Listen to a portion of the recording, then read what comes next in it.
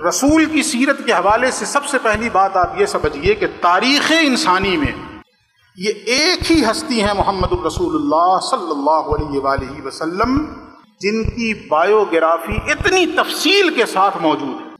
ان کے علاوہ کوئی ہستی ہے ہی نہیں کائنات کے اندر۔ محسوس یہ ہوتا ہے کہ آمنہ کی گود میں محمد عربی آئے اور تاریخ کے سورج نے پیچھا کرنا شروع کر دیا۔ اب ذرا سوچیں کہ اعلان نبوت تو 40 سال کے بعد ہو رہا ہے نا، لیکن یہ 40 سالہ زندگی بھی لمحہ بلمحہ تاریخ کے دامن میں محفوظ ہے۔ عقل حیران ہے کہ یہ محفوظ کیسے ہو گئی۔ اس کی ایک ہی وجہ ہے کہ اللہ رب العزت نے اپنی نگرانی میں محفوظ کروایا۔ ہم کو بننا ہے نشان راہ منزل دوستو، ہم اگر بھٹکے تو کتنے کارواں ہو جائیں گے۔ ایک ایک لمحہ محفوظ ہے، اور کس طرح سے محفوظ ہے، حیرت ہوتی ہے۔ انسانی عقل دنگ ہے اس پر۔ پیدا ہوئے اس وقت کیا حالات ہوئے، مہینے کے بعد کیا حالات ہوئے، سال کے بعد کیا حالات ہو رہے ہیں، 2 سال 4 سال 10 سال کی عمر میں کیا ہو رہا ہے، پورا 40 سال۔ اور پھر جب صحابہ کی زندگی میں آ گئے ہیں رسول اللہ، اب دیکھیے کہ صحابہ نے کس اہتمام کے ساتھ آپ کی زندگی کو اور آپ کی بایوگرافی کو محفوظ کیا ہے۔ اگر آج اس چیز کو سوچئے نا تو ایسا لگتا ہے کہ یہ دیوانگی تھی کیا، اور واقعی دیوانگی تھی۔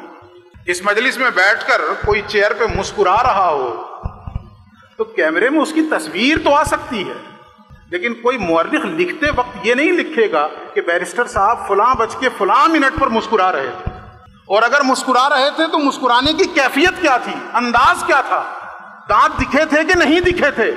قربان جائیں صحابہ نے کس اہتمام کے ساتھ رسول اللہ کی زندگی کو محفوظ کیا ہے کہ ہمیں سیرت کی کتابوں میں یہ بھی ملتا ہے کہ فلاں موقع پر فلاں بات کہتے ہوئے رسول کے چہرے پر مسکراہٹ تھی، اور مسکراہٹ کا انداز کیا تھا، اتنے دانت نظر آ گئے تھے، یہ والا حصہ نظر آ گیا تھا۔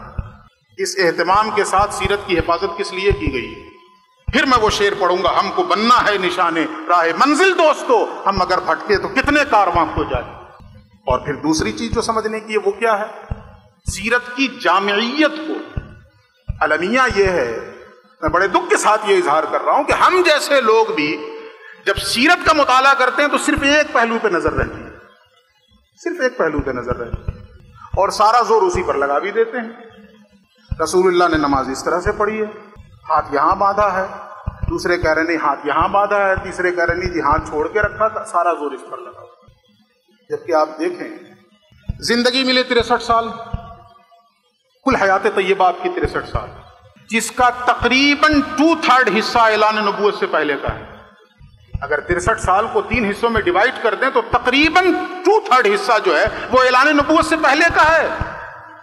ہم سیرت کے مطالعے کے وقت جس چیز کو سب سے زیادہ فوکس کر رہے ہیں وہ حصہ تو 1/3 ہے، اور جو ہماری نظروں سے اوجھل ہو گیا ہے وہ 2/3 ہے رسول کی زندگی کا۔ 40 سال حضور کی زندگی کا 2/3 حصہ کس چیز پر مشتمل ہے؟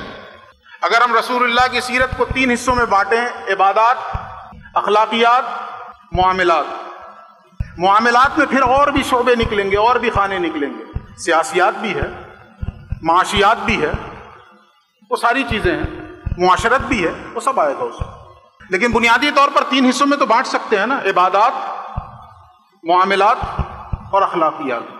ان 3 حصوں میں بانٹنے کے بعد ہم اس نتیجے پر پہنچتے ہیں کہ آپ نے اپنی زندگی کے 2/3 حصے کو 2 چیزیں اپلائی کر کے دکھائی ہیں، اخلاقیات اور معاملات۔ جب بھی ہم سیرت پر گفتگو کرتے ہیں یا سیرت کا مطالعہ کرتے ہیں تو اس کی جامعیت کا تصور ہماری نظروں سے اوجھل ہو جاتا ہے۔